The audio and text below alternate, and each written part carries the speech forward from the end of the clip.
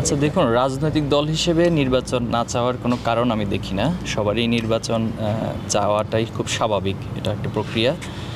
আর জুলাই আগস্টের পর যে প্রক্রিয়ায় ইন্টারিম গভর্নমেন্ট গঠন হয়েছে, তো এখানে দুঃখজনক বিষয় হলো যে জুলাই স্পিরিটকে ধারণ করে যে সংস্কারগুলো গত এক বছরে হয়ে যাওয়ার কথা ছিল এবং ফেসিবাদের যে ফ্রেমিং এখানে তৈরি করা হয়েছে, যে স্ট্রাকচারটা গত 15 বছর তৈরি হয়েছে, এটাকে ভেঙে একটি নতুন জুলাই স্পিরিটকে ধারণ করে একটা প্রেম দাঁড় করানোর কথা ছিল। কিন্তু এখানে দুঃখজনক হলো যে রাজনৈতিক দলগুলোর ভিতরে আমরা সেই সদিচ্ছা, সেই উদারতার ঘাটতি পরিলক্ষিত হয়েছে। বিশেষ করে ঐক্যমত কমিশনের বেশ কিছু রিপোর্ট আমাদের কাছে এসেছে এবং সেখানকার আপনাদের মাধ্যমে, মিডিয়ার মাধ্যমে অনেকগুলো বক্তব্য অথবা তাদের ভিতরে যে ডিবেটগুলো হয়েছে সেটা দেখেছি। তো সেখানে আমরা খুবই আশাহত হয়েছি যে আমাদের রাজনীতিবিদ যারা, তারা আসলে এই প্রেমিংটাকে ভাঙতে চাচ্ছেন না কেন জানি।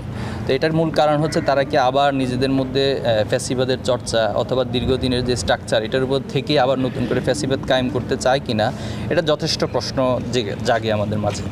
তো ছাত্র সংগঠন হিসেবে, ছাত্র শিবিরের জায়গা থেকে একটি সচেতন সংগঠন হিসেবে আমরা অবজার্ভ করছি, বিশেষ করে শহীদ পরিবারের সাথে আমরা যেখানে মত বিনিময় করেছি, কথা বলেছি, সবার বক্তব্য হচ্ছে তারাও নির্বাচন চায়, তবে তার আগে গণহত্যার একটি উল্লেখযোগ্য দৃশ্যমান বিচার তারা চায়।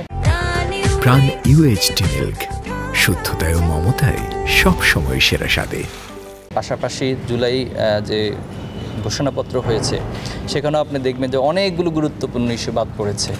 এর মধ্যে যারা এখানে স্টেক ছিল, অবদান রেখেছে, মিডিয়া কর্মী, এরপরে বিদেশে যারা অবস্থান রেখেছে, রেমিটেন্স যোদ্ধা, এরপরে হচ্ছে যারা অনলাইন অ্যাক্টিভিস্ট ছিল, এরপরে প্রত্যেকটা স্টেক্সের নাম উল্লেখ করা, এই বিষয়গুলো আসেনি। তো এটা খুবই আশাহত হয়েছি।